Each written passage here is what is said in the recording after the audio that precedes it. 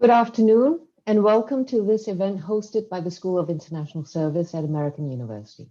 I'm Christine Chin, Dean of the school, and I'm excited to introduce our guest and our moderator for today's discussion. Before I do that, however, I'd like to recognize some people who have made this event possible. This event is co-sponsored by American University's Anti-Racist Research and Policy Center.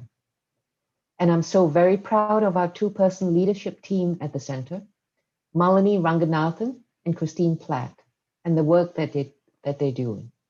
Christine Platt was also instrumental in inviting our esteemed guest today, so we all owe her a huge thank you. Today's event is made possible by the generosity of SIS alumni, Matthew and Cynthia Warshaw. Matt and Cindy are members of my Dean's Board of Advisors, and they are dedicated partners in our commitment to diversity, inclusion, and anti-racism. Recurring tragedies in this country and the pandemic's response and exacerbation of institutional racism, especially toward our brown and Black communities, inspired Matt and Cindy to help convene scholars and experts through a 4-part anti-racism lecture series. Thank you, Matt and Cindy, for empowering our community to learn, reflect, and act on the urgent need to dismantle racism. And a little bit of business first. This discussion will last for about an hour with a Q&A session toward the end of the event. If you would like to ask a question, please submit it through the Q&A window at any time at the bottom of your Zoom screen. Answers to the questions will not be typed into the Q&A function, but the closed captions will include all responses. This webinar will be recorded and available on the SIS YouTube channel afterwards. Now, our esteemed guest and moderator. Ijeoma Oluo is a writer, speaker, and self-proclaimed internet yeller. In 2017, she was named the Root's 100 Most Influential African Americans. A year later, she received the Feminist Humanist Award from the American Humanist Society. Ijeoma wrote the New York Times bestseller, So You Want to Talk About Race. In that book, she gives readers the language they need to have honest conversations about race and racism. Later this year, she will release her newest book, Mediocre, The Dangerous Legacy of White Male America. This book will look at the history of white men in America and invites readers to imagine a new white male identity that is free from racism and sexism. Our first-year students have read chapters from her book, So You Want to Talk About Race, in their AUX 1 and AUX 2 classes. And I hope that many of the students are joining us today. For our SIS community, Ijeoma's writings on race, racism, intersectionality, and white supremacy have important implications for the global context. Understanding her writing can help inform our work in the areas of international and intercultural communication, international peace and conflict resolution, international development, as well as the advancement of human rights. Our moderator for today is my friend and colleague, Malini Ranganathan. She is a professor here at SIS and the interim faculty director of AU's Anti-Racist Research and Policy Center. Her research in urban geography and critical race theory focuses on environmental justice, racial inequality, and social movements. And to our guest, Ijeoma Oluo, I'm so very pleased to welcome you virtually to the School of International Service. Thank you, and I now hand over the Zoom screen to Malini. Thanks a million, Dean Chin. Good afternoon, everyone. Thank you for joining us. Thank you to my colleague at the Anti-Racism Center, Christine Platt, who was on the webinar earlier, for being our connection to Ijeoma Oluo. And so thanks to Christine, I get to schmooze with her as well in this hour, and I'm really looking forward to your questions and your engagement. I'd also like to thank the event organizer at SIS, Kate Marianne, and the AU Undergraduate Studies Office, especially Dean Jessica Waters. They put in a lot of hard work on this series of conversations. Ijeoma, amidst all the stresses and anxieties of the moment, I am so grateful to you for taking time out of your schedule to be with the American University community. Personally, I'm incredibly honored to be in conversation with you today. I love your book, So You Want to Talk About Race. I can't wait for your next book. And I'm just so incredibly inspired by your fierceness and by the brilliance of your writing. So today, as Dean Chin said, in this hour, we are going to be joined on the webinar by SIS students, faculty, and staff. So these students are getting their degrees in international studies and in various thematic areas related to world politics and human rights, international development, and social justice globally. So I want to start off with placing the current moment more globally and thinking about the kind of global echoes of your work. Thinking about this last summer, which many have dubbed the 2020 summer of protests, right? And we saw that Black Lives Matter protests in the wake of the killing of George Floyd at the hands of the Minneapolis police. And we saw these protests happening not just across the US, but also in London, in Zurich, in Paris, in Amsterdam, and even in Sydney and Rio de Janeiro. I remember seeing a photograph of a protester at Trafalgar Square in London, and they were holding up a sign that said, "American racism is the product of British colonialism." And I just thought that was so powerful, someone on the street saying that, when that's also some of the work we're trying to do in the classroom to kind of connect the dots. Protesters in Auckland and New Zealand were holding up signs of George Floyd's photograph, signs that said, "I can't breathe," which were the last words, of course, of Eric Garner, who was put in a chokehold and killed by police in 2014 in Staten Island in New York.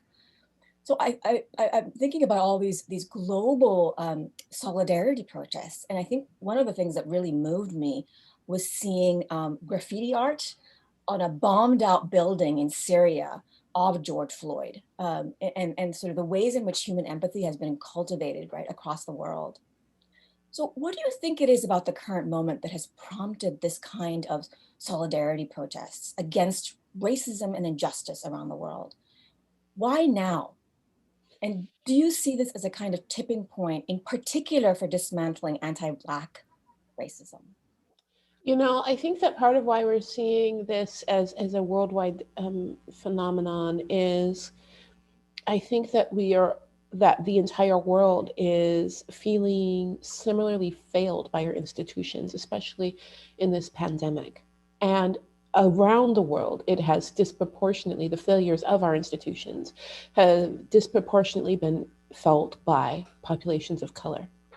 And so I think that in that general frustration, the same issue that we're having, we don't have things are bad in the US, but they're going great in Canada, or they're going, like right now, everyone is feeling especially failed by our institutions. And so to recognize, I think that opened up a lot of areas for empathy, where problems of inequity, of failing institutions, of corrupt and cruel institutions, and race were something that you could draw a parallel no matter where you were in the world, especially with this pandemic.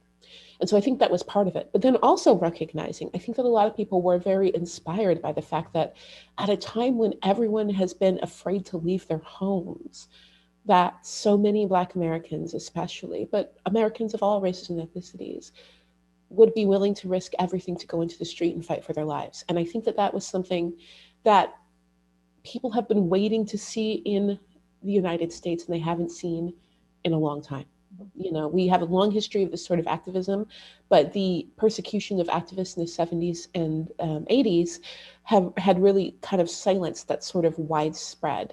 But at a time like this, when everyone all around the world is told to stay home, to see that, we would get out into the streets and risk our health and safety on multiple different levels in order to fight against systemic racism was really inspiring. And I think that a lot of people who were trying to figure out a way to fight back against the injustice they were seeing really took note of this and said, I can do it too. And I also think, being able to join together with other human beings at a time where we have been told to stay apart, to fight for something great, to come together and risk it for something, so important, was something that really appealed to people. No, absolutely. And I think just the instantaneity of social media makes those connections feel really real and happening in the moment. And I think that's been very meaningful, exactly as you say, for people when they felt so isolated and left behind at this current moment. I'm thinking also recently of protests in Nigeria demanding hashtag end SARS, or the Special Anti-Robbery Unit. For those who may not know, SARS has been accused of some brutal extrajudicial killings, harassment, extortion, and really killing Nigerian civilians with impunity. And but they're also kind of an arm of the state. So are we witnessing an overdue reckoning with the abuses of policing, state power, and the surveillance state beyond America? Is there ways in which the kind of anger, right, the deep anger at the ways in which the police act with impunity and in which the state represses is being felt all around the world in your estimation? Yeah, I mean, definitely one thing I could say as a Nigerian American is that the experiences that, my relatives tell me, or even that my brother had last time he went there, was that for a long time there was a level of corruption that you just felt like you had to get along with. It is very, very common to have to bribe police officers to get through your day, to be able to drive to anywhere of value, to get to the major markets, to get to the airports, especially the airports. And and there's a hypocrisy when you have a death penalty for robbery in a country where the biggest robbers are actually cops, is a fundamental hypocrisy in a place where the average person still makes under $3 a day. Mm-hmm. And so there was this kind of idea: you carried your money, you tried to negotiate with what you had to get where you needed to go. Everything was kind of done with a bribe. And I think that in this time, the violence has definitely been ratcheting up. So under the guise of trying to stop robberies, there have been increasingly violent robberies of Nigerian civilians by police. And so the protests starting after some high-profile murders of young people, 15-year-old girl, by police, that part of it, I do think, is this kind of global idea of, wait a minute, we can actually get more solidarity. We can now use the internet for people to actually see what we're doing. And perhaps our protests won't be immediately crushed the way they were in the past. Because Nigerians have always fought back. People around the world have always fought back against corruption and abuse. But we also learn quickly when the cost is so high, where it's effective and where it's not. And I think that right now, this year, has shown, especially starting with the Black Lives Matter protests across the United States, that we actually can keep worldwide attention on these issues enough to actually get some real concessions from the state. And that's what we're seeing in Nigeria. And I really do think that it's a huge, generous, beautiful show of faith on behalf of Nigerians that we will step up, because we haven't in the past. But it is working. I would say, with the horrible violence with which they have reacted to protesters, have opened fire on protesters in Nigeria, it is still nothing compared to what it would be if they knew people weren't watching. And it is keeping attention on it. It is giving life to this movement. But that spirit, I want people to recognize too, is something that's always existed. The spirit of resistance in populations of color around the world has always existed. It's not American-led, but I do think that this moment, what started in the United States, is at least showing we can keep attention on it. And I think that that's emboldening this. And I do think it can be a real moment. I don't think we're going to say everything in the world changed, but I do think we will have the opportunity to, maybe in key areas around the world, get fundamental government changes that will measurably improve the lives of people of color in certain areas of our systems. Thank you. What I really appreciate about what you just said is the way you connected, on the one hand, accountability and anti-corruption with racism and problems emanating from state repression, because in international relations, there's often, those are two things that are kept apart, right? So you have studies dedicated to the state and systems of accountability and governance and corruption, and then you have other folks who study, right, race, identity, gender, and culture, and it's sort of they're two kind of kept apart, and even the way in which the academy is sort of falsely divided, with FM studies in one corner and critical race studies in another corner, and then sort of political science in another corner. And I just think that these walls of dividing knowledge don't make sense in the world anymore, because of the actual way that power works, and the really insidious ways in which right, elite capture and corruption sort of works to perpetuate racism and the robbing of humanity and dignity.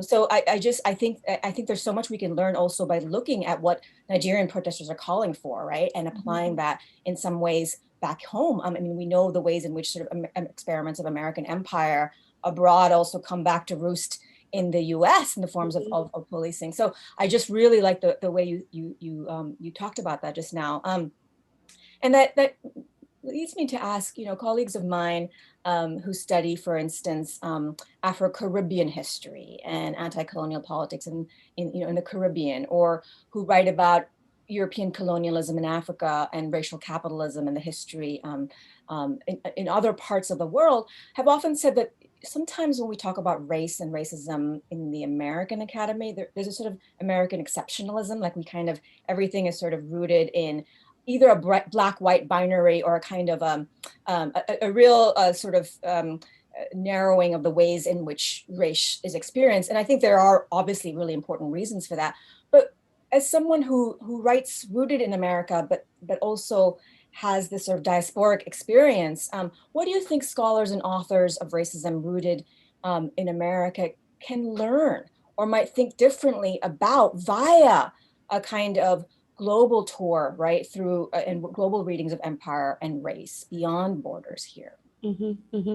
I think that it's so vital, and by the way, this conversation is so fun for me because I actually have a degree in political science, and international relations was my concentration in college as well. So, I think it's vital that we look at, some very valuable things. One is, if you are a systems thinker, and I think you have to be if you are looking at race theory, if you're looking at anti-racism studies, recognizing the United States racial experience as part of a broader white supremacist capitalist construct is important.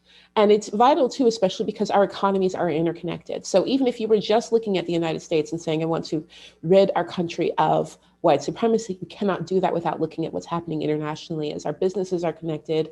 Our materials come from different spaces that are also capitalizing off of violent white supremacy, but also looking at how it has shaped all of the governments around the world.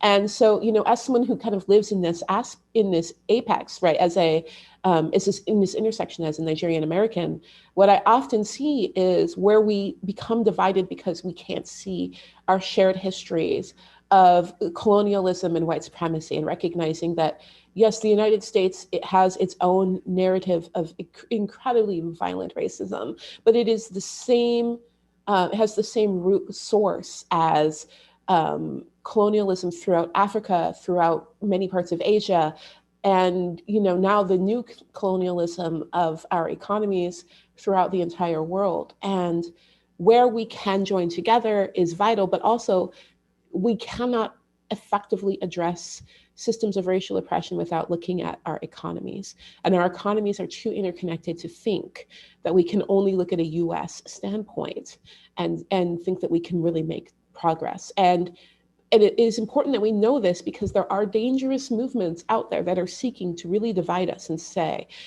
if you care about racism, you are only going to focus on what is happening in the streets of the US, and you're going to actually, eschew any efforts to look globally or even look at what's happening to immigrant populations here in the US.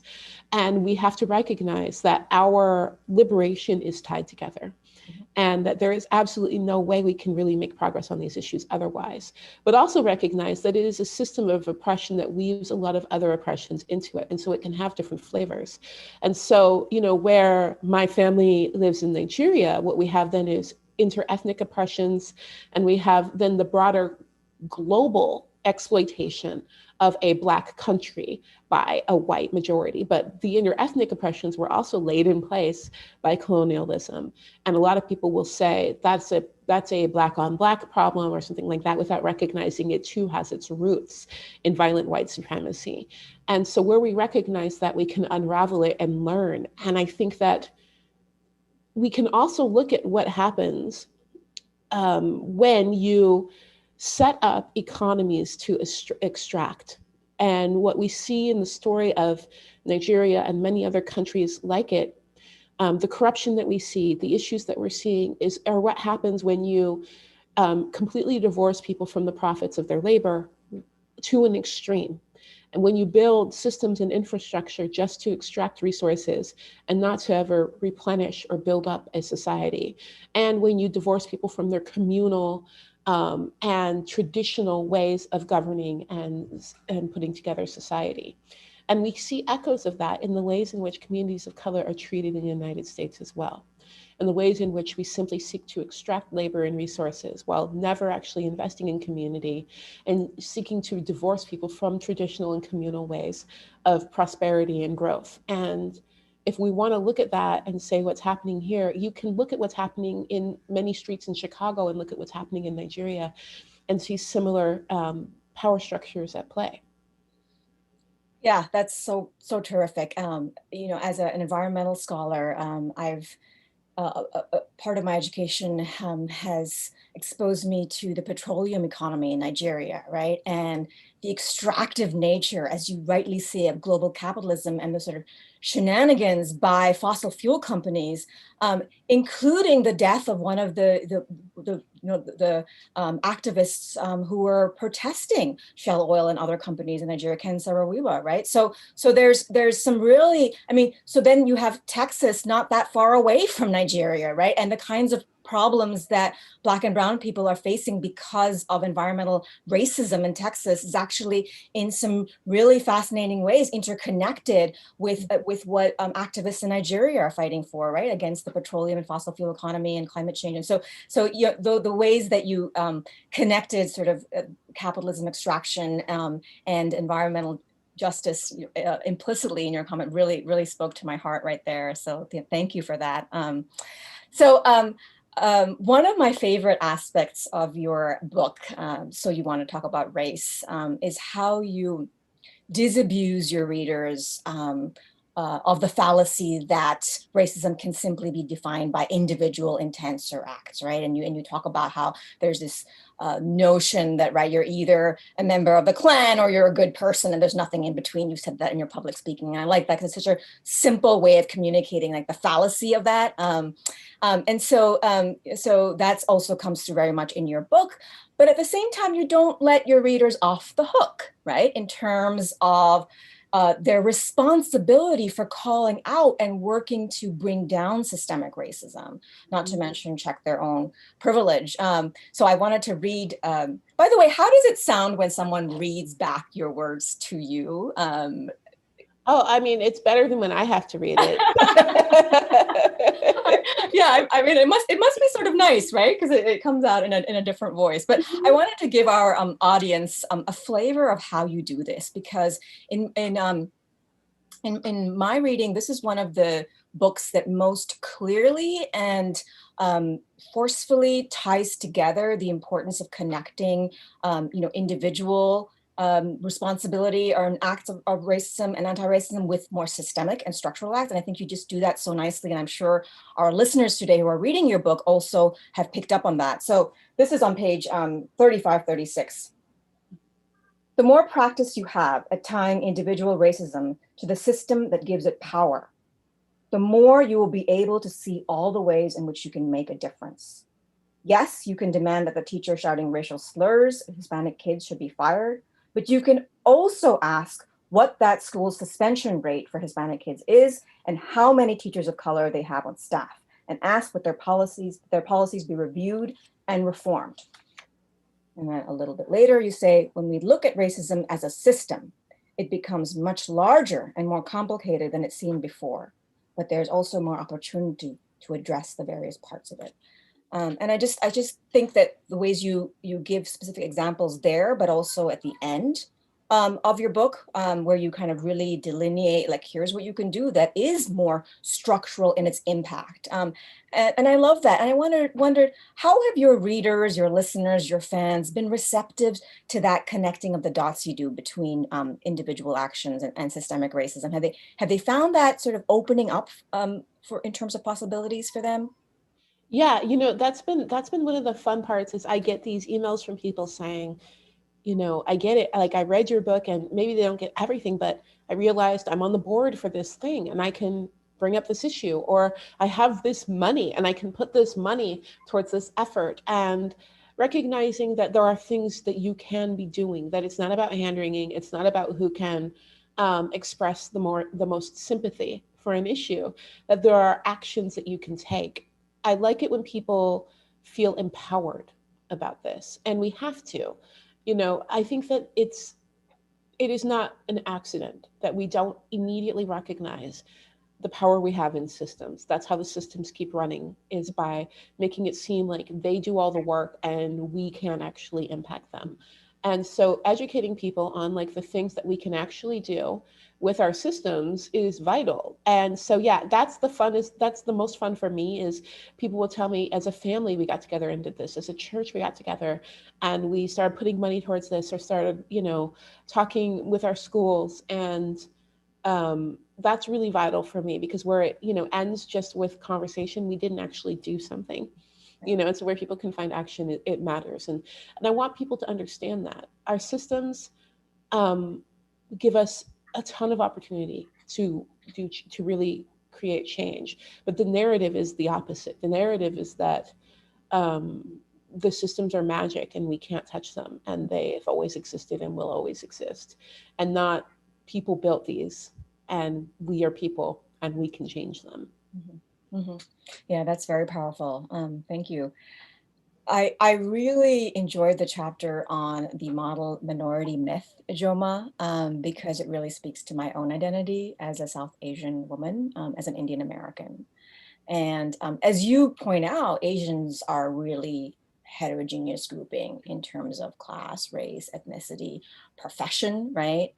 Well-educated Indians, the stereotypical Indian doctor or engineer or university professor, can often be part of the problem when it comes to perpetuating the myth of the model minority. One of my favorite radical authors, Vijay Prashad, his book, The Karma of Brown Folk, he writes, quote, W.E.B. Du Bois offered a century ago in Souls of Black Folk, how does it feel to be a problem? 100 years later, Du Bois's question still remains, but there's another question that needs to be asked, and this book takes it as an essential problem. How does it feel to be a solution? Addressed to all Asians, but increasingly with special reference to South Asians, this question asks us brown folk, how can we live with ourselves as we are pledged, and sometimes in an act of bad faith, pledge ourselves as a weapon against Black folk, end quote. And that, reading Vijay Prashad's Karma of Brown Folk along with your chapter on the model minority myth, really, it's like a really beautiful conversation, back and forth, although it wasn't intended as such, but I read it as such. And I think that's probably the beauty of reading, right, is when you make works your own and you kind of engage with them in ways the author perhaps might not have intended. And so that's kind of what I did with that chapter. But I was wondering if you could speak to some of the ways your work has been picked up by different racial groups in the US, including Asians, but also other groups, Latinx and other groups, and especially how that model minority myth chapter has fallen readers. Absolutely.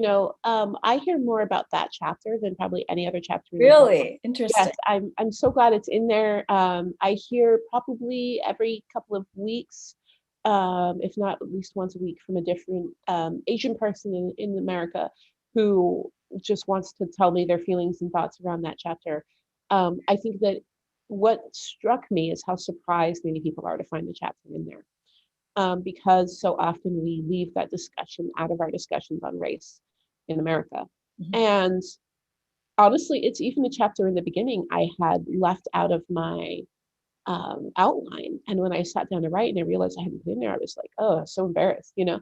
Um, and because so often we really do, you know, cut an entire population and an entire important aspect of how race functions in America out of this discussion. So the conversation's been really interesting for me. I find it's interesting on generational lines.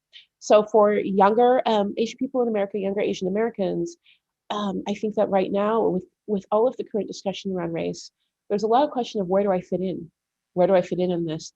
I realize things may be very different from what my parents have been telling me, and but I don't know if I have a space. I know that I'm not at the center of racism in America, but I do know I experience racism. But I also know that some things my parents have been telling me are really not cool.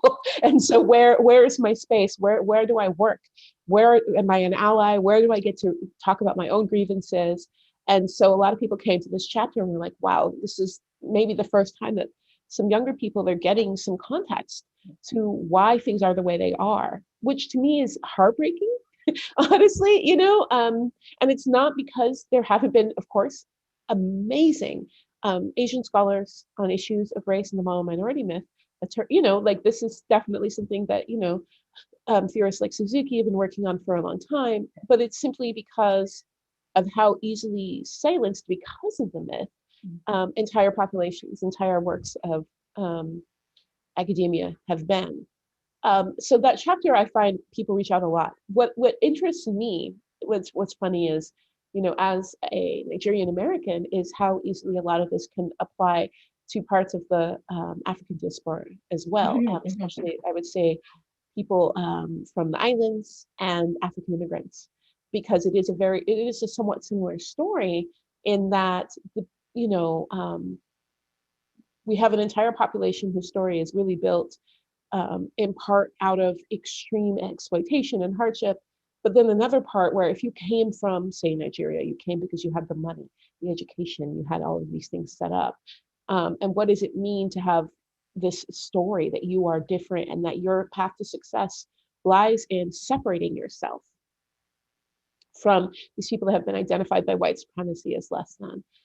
And so recognizing the limits that places on you, as a Nigerian American, it's always with my peers who are in similar racial backgrounds, we always have those kind of sadly funny moments when like friends or relatives realize they're Black too.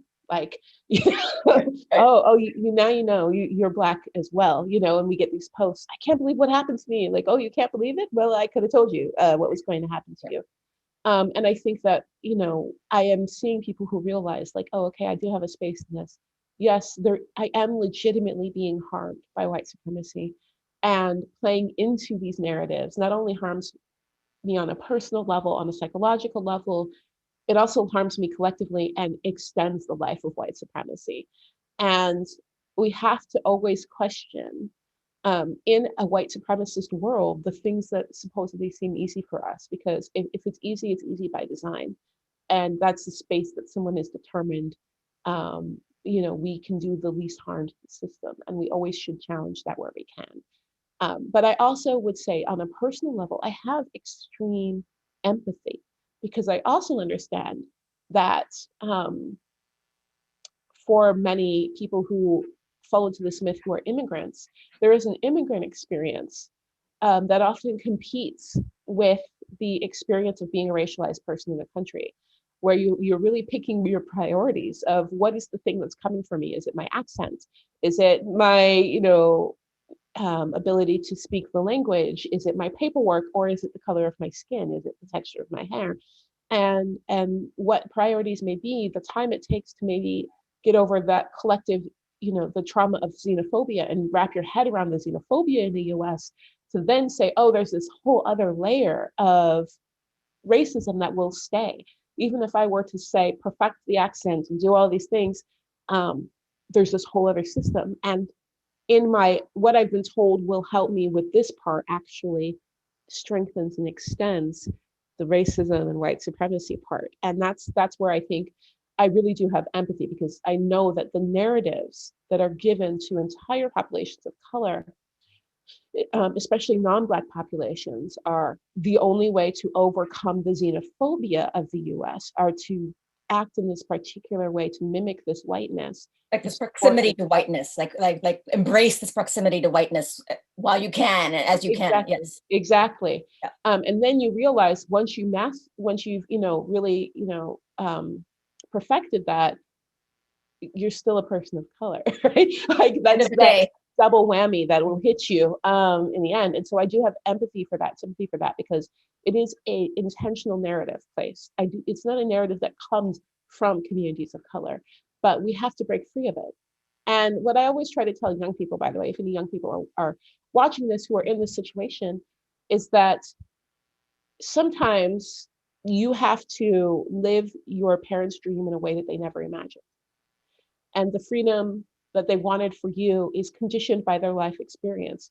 The freedom that you will find will often seem like it's at odds with what they wanted, but it actually is really honoring what they wanted for you in a way that they just can't realize yet.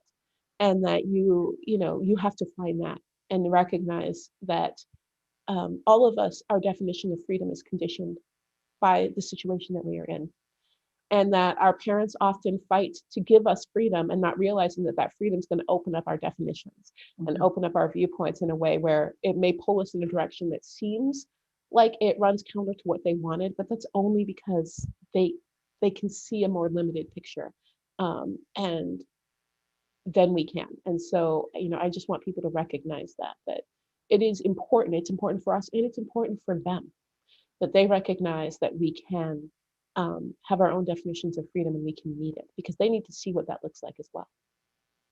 That is so beautiful. I really like that as a mother, as a parent, as a professor, to sort of really act on that and realize that, the freedom that we accord our kids and we want them to thrive through, right, is something that actually might make them teachers of us, right? So I always tell my students that they're some of the greatest teachers that I've had, right? And I think today at a place like AU, that's a PWI that has had a sort of mainstream, culture and epistemology as far as very white curriculum, it's the students that are demanding change today, and they are children of immigrants, they are children of Black parents, of brown parents, right, of mixed race parents, and they're living that change, and they're demanding that change, right? And it's up to us, and I'm saying this as a kind of, both as a professor and as a parent, to sort of to listen and to realize that they are teachers as well. And I think that's it's time for that, right? And so as far as demanding, a more intersectional, more diverse curriculum where the authors we're reading actually look like us, like that's the students who are demanding that, right? And I think that's just really, really forceful and really amazing that they are. So we are coming to the end of the hour, and I have a question here that actually really vibes with a question that I've been wanting to ask you as well. And the question is about, you really embody intersectionality in just everything that you said, Ijeoma, in being child of an immigrant, but also being Black, being a woman. And this question is asking about the problem of toxic masculinity today. And I wanted to push that a little bit further, because I know that in your book, you wrote about how when you called out the toxic masculinity and sexual abuse by a Black male musician, the sort of Twitter sphere went ballistic, right? And and you see that happening to Brittany Cooper, right? Because she just came out as well against Ice Cube's support for Trump. You see that Jamel Hill. You see prominent Black women being attacked for calling out toxic masculinity, and I think this is something that we need to talk about as well. So not just toxic masculinity more generally, but in particular racial groups, because it exists across racial groups for sure, right? So the question, the question is, can you speak to the role of toxic masculinity and how to address this? in the struggle for racial, economic, and other forms of justice. And then maybe you can link it back a little bit to your own experience with trying to speak out about it. Mm-hmm. You know, one thing I would say that's really vital, and my whole next book is really about the intersection of race and gender in America, is that we have to look at what our definitions of progress and success are. Because in that, we find the root of toxic masculinity in our movements, in our racial justice movements, our economic justice movements. And time again, people who are shocked by Ice Cube didn't listen to his lyrics, right? You know what I mean? Like, those are the things where you're like, oh, okay, yeah. And, while challenging power is vital, it's also important to look at what is your definition of success at the end. And if your definition of success is, I will have this same level of power, I will have this sort of power, I will have this power over women, or your definition of success doesn't seem to include women, you will find that, oh, okay, yeah, this makes sense. And this is especially true for, I would say, like, our Kanye's, where you're like, oh yeah, no, I mean, really spend 5 minutes with Kanye's lyrics and then be surprised with where he is right now. And so it's really vital to recognize that there are certain people who are in the racial justice movement, not because they necessarily want freedom for all Black people or all people of color, but because they feel as men that their right to rule the way white men do has been denied. And their idea of success is a world where the color of their skin doesn't deny them the ability to rule over people they have deemed less than. And so it is really vital that we recognize where our definitions of masculinity have been defined outside of us, have been defined by white supremacy, and where we have taken those toxic definitions of success and freedom that rely on the oppression of others into our anti-oppression movements. And we really challenge that. And it is really, in all of our movements, this toxic masculinity, trans misogyny, ableism, like all of these things where we realize, oh, I wasn't actually tied to this ethical belief. I wasn't tied to this principle. I was tied to my own success. I was targeting what was stopping me from achieving my definition of success. And instead of saying, what does liberation actually look like? What does it mean? And so what we need to really do first and foremost is take ownership of the identities that we are propagating and say, is this what I want for manhood? Is this what I want for gender in general? Is this what I want for my community and my culture? Is this how I want us to be defined? And really look at, brainstorm, what would success really look like? And call out where we can see that it's clearly defined by the oppression of other people. Mm-hmm. We will never make progress when our only definitions of success are how better or worse off we are doing than others. We will make progress when we can achieve a holistic, self-defined definition of freedom that doesn't depend on the oppression of other people. Thank you. Yeah, preach. That's such a simple yet powerful way of encapsulating what we're really like. What's the goal here, right? The goal is to extend humanity as we would want extended to us, and to eschew, as you said, definitions or success or endpoints where our self-worth is defined by putting others down. And I think that's true for all types of isms that we're seeing, right? Well, including toxic masculinity. And I think that it's for you as someone who called that out, like, it's important to note that sort of you're not alone in doing that, right? There's a lot of people who are doing that. And that's almost, I would imagine, a reassuring thought, because it means that, this is one of those things that we haven't talked about, but we need to talk about, right? And maybe flip the conversation also, right? Instead of talking about the sort of deficiencies, can we talk about what we're really aiming for here, the goal? And I find that optimistic. I find that sort of the rainbow here and amidst the clouds, because we're trying to find our way. And yeah, I really appreciated that. So thank you. One of the audience members is saying that they really loved your chapter on Al Sharpton. And I really loved it too. I mean, I loved all the chapters, but the one on Al Sharpton just reminded me so much, Ijeoma, of conversations that I've had with my students in class, because it's such an important reminder of the relevance of both Dr. Martin Luther King and Malcolm X today.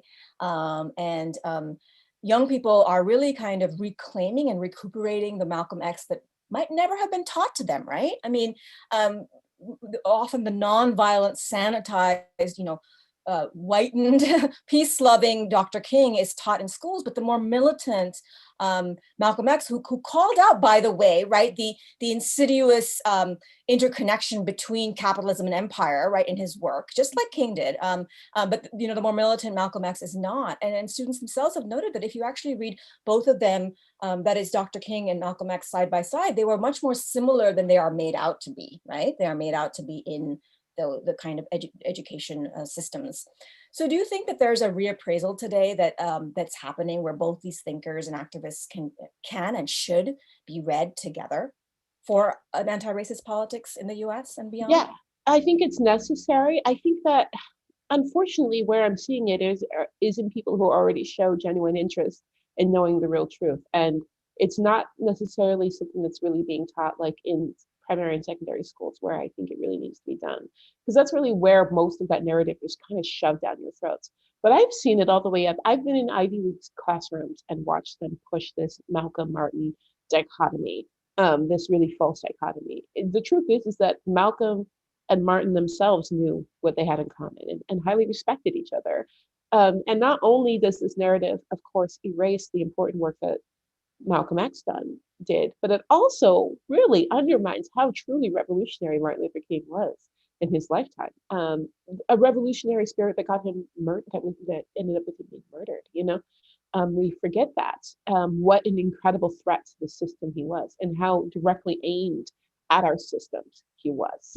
A lot of people think he lived in this space of hearts and minds. They look at his "I Have a Dream" speech, and they don't recognize that in that time, saying, no matter what, my kids are going to be hanging out with your kids, they're going to be sharing spaces and resources, was a direct threat to systems. It wasn't one day, we're all going to love each other. It was, we're going to be in your spaces and we're going to take our place in society. I think that it is absolutely vital that we look at this and that we recognize that there are many different ways to fight for liberation. And to recognize too, I think what made them both so great, and the appreciation I have for them, is that these are both two examples of men who were human beings who were deeply flawed in many ways, but never stopped learning. They were so committed to the principles of racial justice that they were open to hearing where they had gone wrong or where they had done harm. And both had such serious moments of reflection and such great shifts in their work over the years that we, as people who like to kind of pick out the pieces that appeal to us and say, this is all someone has, we tend to miss. We tend to miss that part of what made them so effective through their lives was their ability to keep learning and to keep listening to the communities that they were fighting for and with, and allow that to grow their theory and to grow their work. And we could stand to do the same in their short lives, especially with, I would say, Malcolm X, but also Dr. King, looking at the ways in which they looked at, the concept of allies and work and what their definitions of Black liberation were. It was forever changing and growing. They were forever questioning themselves and their movements and forever challenging structures of power within it. And we don't highlight that enough, because that is actually what made them so important. That is why we are still connected to them today, I think, because they had that potential for growth, because we can see clearly their dedication to Black liberation, not to themselves, not to fame, but to Black liberation. It is vital, and to see what it means when you are really dedicated to these principles. So I would love if we studied that more. I would love it though if we started early. I really would love it. I think that there is something inherently wrong in keeping this sort of education to a college level. For a lot of people, that they will never get that. And these are fundamental ideas about how we come together and how we fight for freedom. Yeah. I think there are sort of murmurings of introducing you know, especially depending on where you live in the country, right? Some of this stuff earlier, but I think that there's still more hesitancy at introducing Malcolm X. And you know, as you said, you sort of need to embrace the whole person because kids are ready for it, right? They know people are complicated, and they know that people have flaws, but the fundamental message about fighting for something that's larger than yourself, that's one of the most important messages you can teach a child, right? And it's so beautiful. And yeah, I totally agree. So maybe we have time for two more questions. In the last conversation, Ijeoma, I picked up on a question that came from a student about this notion of the white savior, you know, and how one can move from being a savior to an ally or accomplice. And that anxiety of potentially being a white savior is very present in international work and also in the numerous study abroad programs that SIS offers. You can well imagine that, you know, SIS is one of the places that probably generates the maximum number of Peace Corps volunteers, right? I mean, so a lot of students, you know, in a world otherwise would be getting ready after they graduate to going to some remote village, potentially in Nigeria, right? And or India, or wherever, and doing work there. And I guess this question comes a little bit more from that more international vantage, right? You know, is there something that students can do as they're going about their global journeys to avoid that white saviorism globally as well?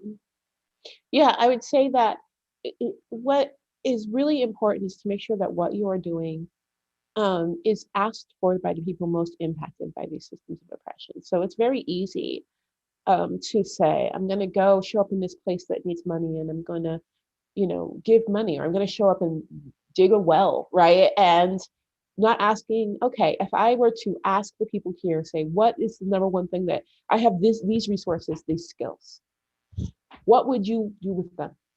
And do that thing is vital. And so it's really important to recognize that if your vision of help is focused mostly on what you're going to get, how you're going to grow, how you're going to feel, you need to pause, because it's probably not something that's actually rooted in the stated needs of the people that you're supposedly helping. It's also really, really important to do independent research of the organizations that you may be out working with, and to see not just what's being sold to you. And important to recognize that many kind of exploitative savior-like programs have their counterparts who are paid fairly well to say that these programs are helpful, even when they're at best a waste of resources and at worst, sometimes very destructive. And so it's important instead to look for, you know, independent on the ground verification of the value of these programs before you enter them. And then to always try to make sure while you're doing work that you have a direct path to feedback so that you can keep listening and adjusting and recognize, okay, maybe this seemed like a good idea, but this right here isn't connecting, and be open to that. It's also really important to pay attention to how the structure of that organization work functions, and to be learning about it and learn about how it interacts with populations so that you can in your future work take that knowledge to help deconstruct where it's doing harm.